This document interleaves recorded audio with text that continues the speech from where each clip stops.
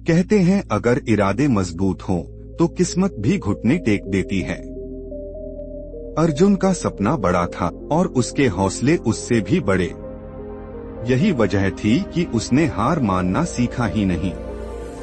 यह कहानी बड़ी महत्वपूर्ण और ज्ञान प्रिय है। चलो मिलकर इसे सुनते हैं। एक छोटे से गांव में अर्जुन नाम का एक युवक रहता था। उसका जीवन सरल था, लेकिन सपने बड़े थे।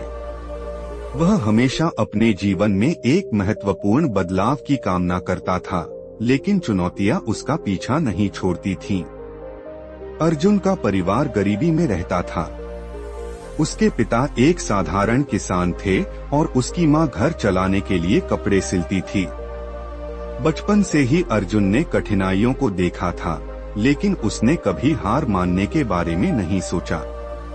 वह हमेशा खुद से कहता था, चाहे कुछ भी हो जाए, मैं कभी हार नहीं मानूंगा। एक दिन उसके पिता अचानक गंभीर रूप से बीमार पड़ गए। उनके पास जो भी थोड़ा पैसा था वह दवाइयों और इलाज पर खर्च हो गया। स्थिति और भी बदतर हो गई जब एक सूखे ने उनकी फसल बर्बाद कर दी। स्थिति इतनी विकट हो गई कि घर में मुश्किल से ही कोई खाना बचा था। गांव वालों ने उसे सलाह दी, अर्जुन, शहर जाओ और काम ढूंढो, इस गांव में तुम्हारे लिए कुछ नहीं बचा है। लेकिन अर्जुन के मन में एक सवाल था, क्या भाग जाना ही सही समाधान है? उसने रुकने और लड़ने का फैसला किया। उसने पास के खेतों में एक मजदूर के रूप में काम करना शुरू कर दिया, लेकिन जो कुछ भी उसने कमाया वह उसके पिता की दवाइयों पर खर्च हो गया। New line.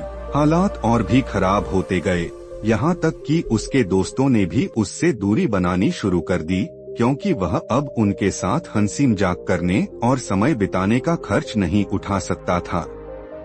एक रात जब घर में खाने के लिए कुछ नहीं था, उसने अपनी माँ को रोते हुए देखा और वह पूरी तरह से टूट गया। निराश महसूस करते हुए अर्जुन गांव के एक बुद्धिमान बूढ़े संत के पास गया। संत ने उसकी परेशानियों को सुना और मुस्कुराए। फिर उन्होंने अर्जुन को 3 चीजें दी, एक गाजर, एक अंडा और कुछ कॉफी के दाने। उन्होंने अर्जुन से कहा, इन्हें पानी में उबालो और कल मेरे पास वापस आ। New line. अर्जुन ने वैसा ही किया जैसा उसे बताया गया था। अगले दिन जब वह लौटा तो संत ने पूछा, गाजर का क्या हुआ? अर्जुन ने जवाब दिया, गाजर नरम हो गई। संत ने फिर पूछा, और अंडा? अर्जुन ने कहा, अंदर जो तरल था वह कठोर हो गया। अंत में संत ने पूछा, और कॉफी? अर्जुन ने जवाब दिया, कॉफी के दानों ने पानी का रंग और स्वाद बदल दिया। संत मुस्कुराए और कहा, मेरे बच्चे, जीवन की कठिनाइयाँ इस उबलते पानी की तरह हैं। कुछ लोग गाजर की तरह होते हैं, वे मजबूत शुरुआत करते हैं, लेकिन दबाव में कमजोर पड़ जाते हैं और टूट जाते हैं। कुछ अंडे की तरह होते हैं, वे बाहर से एक जैसे दिखते हैं, लेकिन अंदर से कठोर और भावनाहीन हो जाते हैं। और फिर कुछ कॉफी के दानों की तरह होते हैं, वे स्थिति को खुद को बदलने नहीं देते, बल्कि वे स्थिति को अपने पक्ष में बदल देते हैं। अर्जुन अब समझ गया था कि वह गाजर या अंडे की तरह नहीं बनना चाहता था, वह कॉफी के दानों की तरह बनना चाहता था, जो चुनौतियों को गले लगाते हैं और उन्हें अवसरों में बदल देते हैं। नए दृढ़ संकल्प के साथ उसने गांव वालों से पैसे उधार लिए और अपने खेत से सब्जियां और फल बेचने की एक छोटी सी दुकान शुरू की। धीरे धीरे उसका व्यवसाय फलता फूलता गया। कुछ ही महीनों में वह अपने पिता के लिए बेहतर इलाज का खर्च उठाने में सक्षम हो गया। वही लोग जिन्होंने कभी उसे गांव छोड़ने के लिए कहा था, अब उसकी कड़ी मेहनत की प्रशंसा करते थे।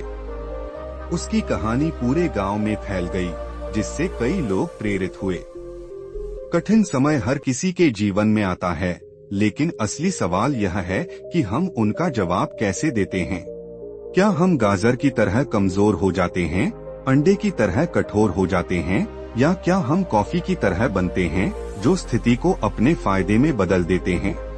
यदि जीवन आपको चुनौतियों से गुजार रहा है, तो यह मत सोचो कि यह आपको तोड़ने की कोशिश कर रहा है।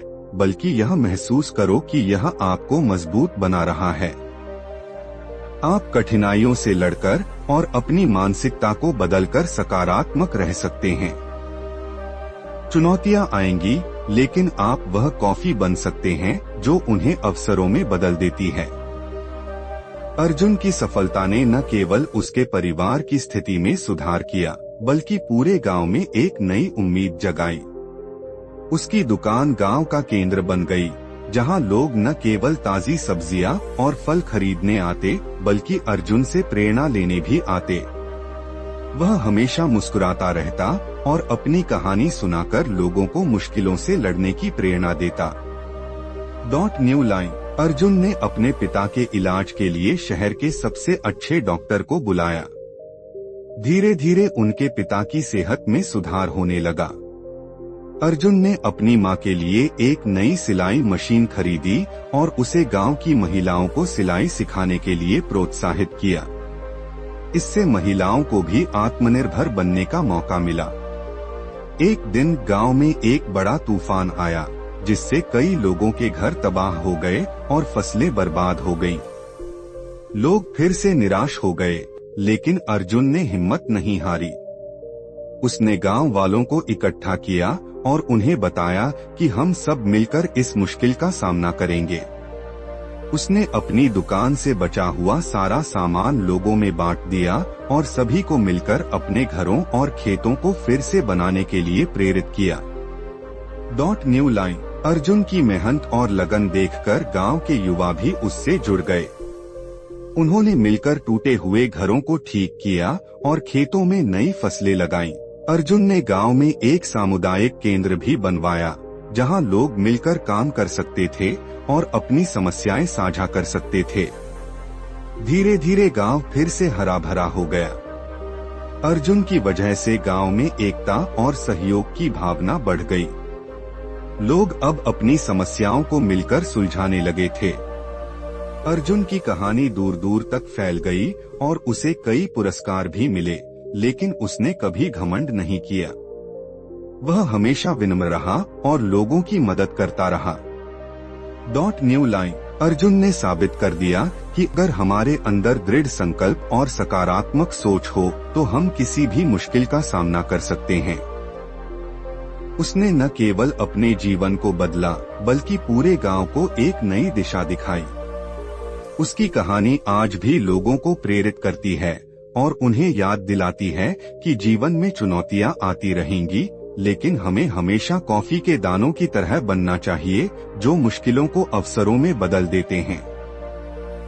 अगर ये कहानी आपकी किसी उलझन का हल बनी हो, तो कमेंट्स में जरूर बताइए। वीडियो को लाइक और शेयर करिए और पीके स्टोरी चैनल को सब्सक्राइब करना मत भूलिए। धन्यवाद।